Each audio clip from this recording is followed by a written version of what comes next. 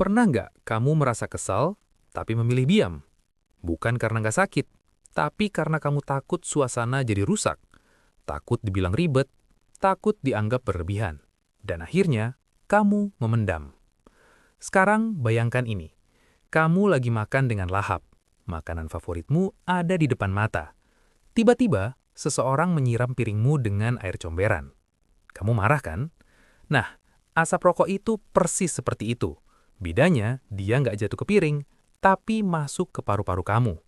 Masalahnya, ketika piring kita dikotori, reaksi kita langsung terlihat. Kita protes, kita marah, kita bereaksi. Tapi ketika paru-paru kita yang dikotori, banyak dari kita justru memilih diam. Istri yang menahan batuk, teman yang mengipas-ngipas udara, anak yang membuka jendela pelan-pelan. Bukan karena nggak terganggu, tapi karena takut merusak suasana, takut dianggap nggak pengertian, takut hubungan jadi renggang.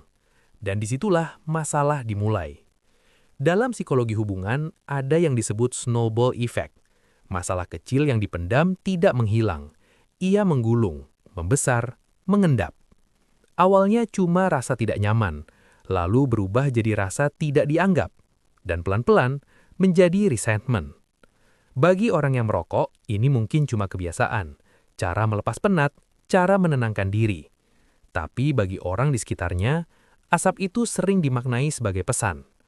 Rokokku lebih penting daripada kenyamananmu. Relaksasiku lebih utama daripada kesehatanmu. Dan luka emosional itu jauh lebih berbahaya daripada yang terlihat. Yang sering bikin korban ragu bicara adalah rasa bersalah. Aku lebay nggak sih? Ah, cuma asap doang. Jangan ribut gara-gara hal sepele. Padahal secara medis, ini bukan hal sepele. CDC menegaskan, tidak ada tingkat paparan asap rokok yang aman. Asap rokok mengandung lebih dari 7.000 zat kimia. Ratusan di antaranya beracun, puluhan bersifat karsinogenik. Bahkan setelah rokoknya mati, racunnya masih tinggal. Menempel di sofa, di baju, di rambut, di dinding. Inilah yang disebut third-hand smoke. Dan bau yang tertinggal itu bukan cuma gangguan fisik, tapi juga pemicu emosional. Setiap kali tercium, ia seperti mengingatkan, batasanku dilanggar, perasaanku diabaikan.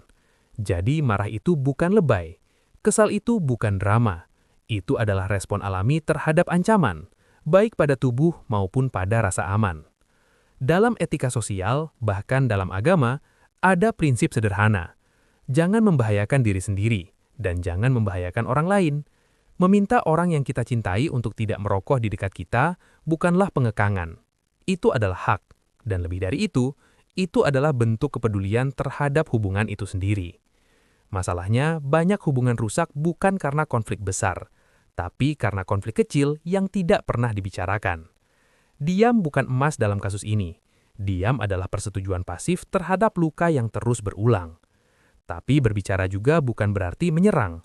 Ada perbedaan besar antara, "Kamu egois banget sih ngerokok terus di sini," dengan, "Aku merasa sesak dan tidak dihargai ketika ada asap rokok di ruang kita. Aku ingin kita berdua sehat dan nyaman. Bisa nggak ngerokoknya di luar saja?" Yang pertama menyerang, yang kedua mengundang dialog. Bukan tentang siapa yang salah, tapi tentang bagaimana kita ingin menjaga satu sama lain. Kalau berhenti total terasa berat, buatlah kesepakatan. Zona bebas asap, kamar tidur, mobil, ruang keluarga. Dan anggap zona itu bukan sekedar aturan, tapi janji. Karena hubungan yang sehat dibangun di atas rasa aman. Asap rokok merenggut rasa aman itu, secara fisik dan secara emosional. Jangan biarkan asap yang sifatnya tersementara menjadi penyebab kerusakan hubungan yang permanen. Kejujuran tentang ketidaknyamanan bukan tanda egois. Ia adalah bentuk tertinggi dari kepedulian. Kepedulian pada diri sendiri dan kepedulian pada masa depan hubungan itu sendiri. Kalau kamu pernah memendam hal seperti ini, mungkin hari ini adalah waktu yang tepat untuk mulai bicara. Bukan untuk bertengkar, tapi untuk menjaga. Karena orang yang benar-benar peduli tidak akan keberatan jika kita ingin sama-sama bernafas dengan lebih aman. Terima kasih sudah menonton. Jika video ini terasa relevan, bagikan ke orang yang kamu sayangi. Bukan untuk menyudutkan, tapi untuk membuka percakapan. Sampai jumpa di video berikutnya. Jaga diri dan jaga hubunganmu.